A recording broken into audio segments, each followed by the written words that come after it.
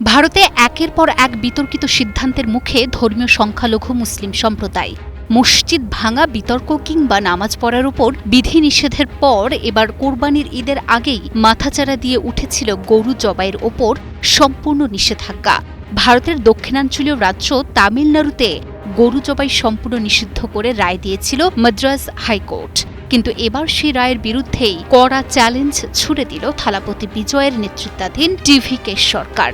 হাইকোর্টের রায়কে নস্যাৎ করতে সরাসরি দেশের সর্বোচ্চ আদালত তথা সুপ্রিম কোর্টের দ্বারস্থ হয়েছে তারা।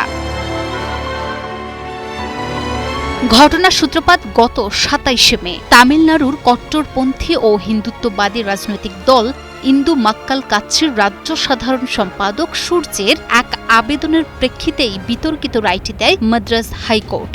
বিচারপতি জি.আর. স্বামীনাথন ও বিচারপতি ভি. লক্ষ্মীনারায়ণের ডিভিশন বেঞ্চ নির্দেশ দেয়, রাজ্য জুড়ে গরু ও বাছুর জবাই অবিলম্বে সম্পূর্ণ বন্ধ করতে হবে। এমনকি ইসলামের পবিত্র ঈদুল আজহা সহ কোনো বিশেষ দিনেই যেন গরু জবাই না হয় তা নিশ্চিত করতে রাজ্যের মুখ্য সচিব ও জ্যেষ্ঠ পুলিশ কর্মকর্তাদের কড়া নির্দেশ দেয় আদালত।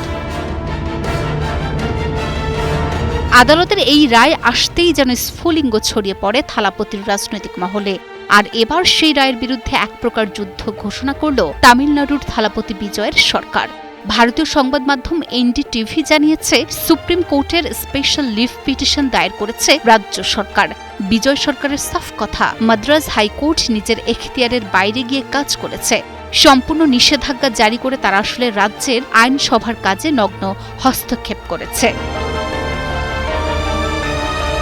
টিভিকে সরকারের যুক্তি হল, তামিলনাড়ুতে ১৯৯৮ সালের যে পশু সংরক্ষণ আইন রয়েছে, হাইকোর্টের রায় তার সম্পূর্ণ পরিপন্থী। ওই আইনে স্পষ্ট বলা আছে, ১০ বছরের বেশি বয়সী যে সমস্ত গরু কাজ করতে বা প্রজননে অক্ষম, কর্তৃপক্ষের অনুমতি নিয়ে কেবল সেই সব গরুই জবাই করা যাবে। এছাড়া আরও বেশ কয়েকটি আইনের উল্লেখ করে শীর্ষ আদালতে বিজয়ের নেতৃত্বাধীন সরকারের অভিযোগ, গরু জবাইয়ে সম্পূর্ণ নিষেধাজ্ঞা জারি করে রাজ্যের আইনসভার কাজে হস্তক্ষেপ করেছে হাইকোর্ট।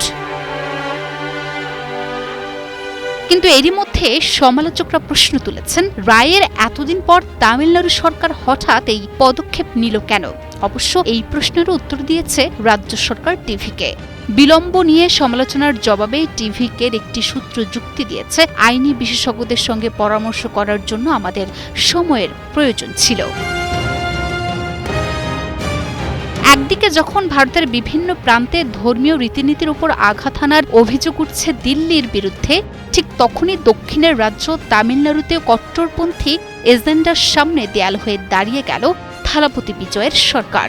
ধর্মীয় স্বাধীনতা, রাজ্যের আইনি অধিকার রক্ষার এই লড়াইয়ে শেষ পর্যন্ত জয় কার হবে? সুপ্রিম কোর্ট কি বজায় রাখবে হাইকোর্টের নিষেধাজ্ঞা, নাকি জয় হবে বিজয়ের যুক্তির? সময়ই তা বলে দেবে।